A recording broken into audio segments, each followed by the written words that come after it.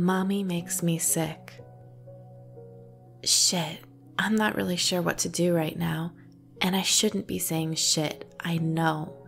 My dad would kick my ass if he knew I was using bad words, but I'm sure he's going to kick my ass anyway when he finds out that I snooped in the one place he told me not to. See, my dad and I just moved to this new house in Dorchester, Massachusetts. No, I won't tell you the address. I may be a kid, but I'm not stupid. I know you aren't supposed to talk to strangers on the internet or take candy from creepy white vans or whatever. I probably shouldn't even be posting this, but I'm not exactly flush with options right now, and no sleep seems like my only route for something like this. So I guess here it goes. We moved into this old Victorian home because my dad got a new job offer in Boston. It was pretty sick. It had 5 bedrooms, a giant kitchen, a massive fireplace, and a decent-sized yard for still technically being in the city.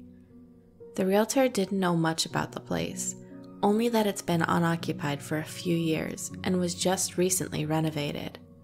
Apparently there was a fire way back in the day or something. It was old too, like 100 years. Either way, I was psyched to live in the city and meet new friends. I thought it would be way more interesting than living in that small shitty-ass town I grew up in my whole life. My dad let me pick whatever room I wanted and basically allowed me free reign of the house and the neighborhood.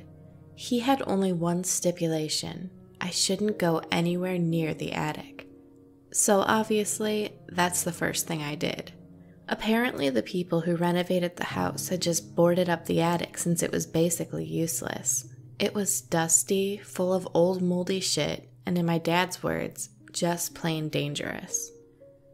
At first I didn't see what the fuss was about until I found the journal. It was tucked under a loose floorboard I had tripped over. Yes, you were right, Dad. As I rubbed my leg and let out a string of curses, I saw the journal peeking out from under the floor. I snatched it up and scurried downstairs before my dad got home. The journal is pretty old and has a beaten black leather cover. It's written in massive cursive scrawl. I've transcribed its contents here. December 25th, 1944. Hello, my name is Mary and this is my new journal. Mommy got it for me for Christmas this year and I'm so excited. I've never owned a journal before. Mommy says they're for big girls, so I guess that means I'm a big girl now. Mommy says I have to be a big girl for her. She cried a lot today and said that Papa would have been really proud of me for getting so big. But Papa isn't here today. Mommy says that he isn't coming back from his trip. I miss him a lot, but Mommy says he's really, really, really brave, and I should be proud of him for defending our country. I don't really care if Papa is brave. I just want him to come home. Mommy wants me to come downstairs now to eat supper, so I have to say bye. Love always, Mary Sue Bennett. January 2nd, 1945. Mommy had a really loud party the other night.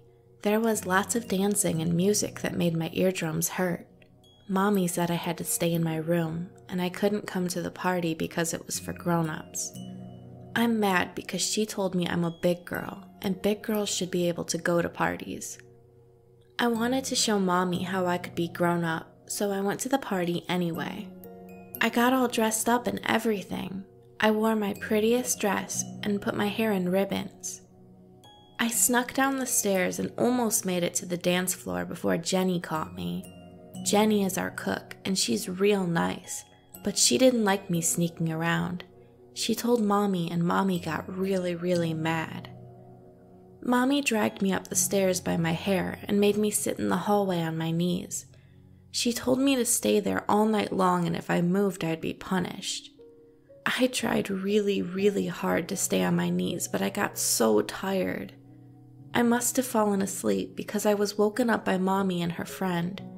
They must have been dancing really hard because they were both swaying and couldn't stand upright on the stairs. He kept grabbing at Mommy for balance and Mommy kept laughing. I bet their feet hurt real bad. My knees hurt bad too. Mommy and her friend didn't pay me much attention. They went into Mommy's room and shut the door.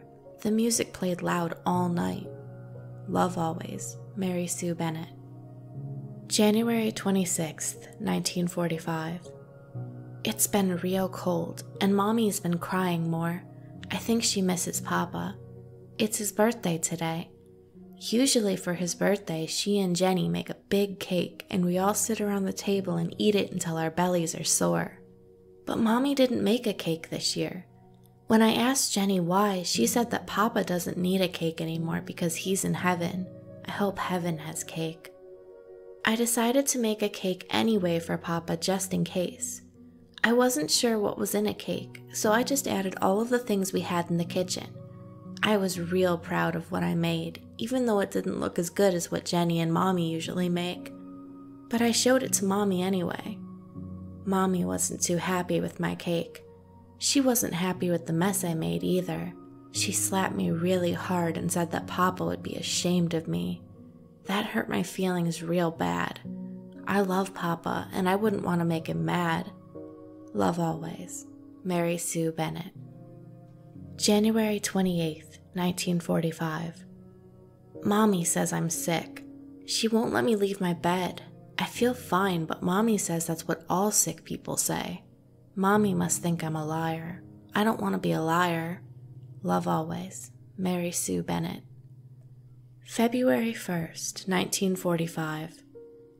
Jenny came to check in on me, and Mommy and her got into a real bad fight. Jenny says I'm not really sick, and Mommy is just real sad, that's all. But that's not what Mommy says. Mommy says I'm too sick to leave my room. Mommy says the house is making her head fuzzy too. She gave me this medicine that made me feel real tired and sleepy. I felt like I was floating, but it tasted real bad. It made my tummy hurt. I hope I get better soon. Love always, Mary Sue Bennett. February 4th, 1945. I heard Jenny and Mommy fight again. They didn't think I could hear them, but I could hear them through my door. Jenny says she's taking me to the doctor, but Mommy says that she's the only one who can take care of me. Mommy says I have to stay in the house. She's been giving me more medicine lately. I get 2 spoonfuls a day. Mommy says it's because I'm a big girl and I need lots of medicine to make me better. I don't like the medicine. It makes my head and tummy hurt. I'm really sleepy, but Mommy says that's because I'm sick. I don't want to take the medicine anymore. Love always, Mary Sue Bennett. February 27th, 1945. Jenny woke me up last night. It must have been real late because she told me to be really quiet so I wouldn't wake Mommy up. She came over to my bed and tried to help me stand up, but I couldn't walk. My legs hurt so badly. I don't know the last time Mommy let me stand. She says I'm too sick, but Jenny doesn't think I'm sick. Jenny thinks something is wrong with Mommy. Jenny carried me out of my room and told me that she was taking me to a special doctor. She told me that I was safe now and I didn't have to worry. Mommy didn't like that. Mommy was waiting at the bottom of the stairs with the pistol Papa got her for her birthday. Mommy says I'm really sick and need to go back to bed. Mommy is always right. Love always, Mary Sue Bennett. February 28th, 1945. Mommy spent all day scrubbing the floors. She said there was a stain she had to get rid of. I asked her if Jenny could help her, and Mommy said that Jenny went away. Mommy said that Jenny is with Papa. I'm glad Papa has a friend with him now. Love always, Mary Sue Bennett. March 17th, 1945. Mommy says the house hums at night. I tried real hard, but I didn't hear anything. Love always, Mary Sue Bennett. April 3rd, 1945. Mommy had a bunch of people come over yesterday. They all came into my room and told me what a brave girl I was. They told me that my Mommy is taking such good care of me. Mommy takes real good care of me. She now gives me 3 spoonfuls of medicine a day. She says it's because I'm getting bigger, but I feel like I'm getting much smaller. I've lost so much weight and I keep finding clumps of my hair on my pillow. My tummy hurts real bad, but Mommy said she's going to make it all better. Love always, Mary Sue Bennett. April 16th, 1945. I was in the paper today. Mommy showed me an article about us and how she is taking such good care of me. I look real skinny in the picture, but Mommy says that's a good thing. She says it means I'm getting better. And Mommy looked so stunning in the photograph. Mommy says that people are going to send us money so I can get better. Love always, Mary Sue Bennett. April 21st, 1945. I told Mommy I didn't want to take the medicine anymore. Mommy didn't like that. Mommy says that I'm a bad girl. Love always, Mary Sue Bennett. May 5th, 1945. I have a secret. I haven't been taking the medicine Mommy gave me. I know that makes me a bad girl, but I don't care about being a bad girl anymore. I hide the medicine in my mouth when Mommy gives it, and I spit it right out when she leaves my bedroom. I feel much better now. My hair is starting to grow back, and I can actually eat the soup Mommy feeds me. Yesterday, I even walked across my room. Love always, Mary Sue Bennett. May 6th, 1945. Mommy didn't like it that I haven't been taking my medicine. Mommy isn't happy with me. Mommy cried when I told her I was feeling better.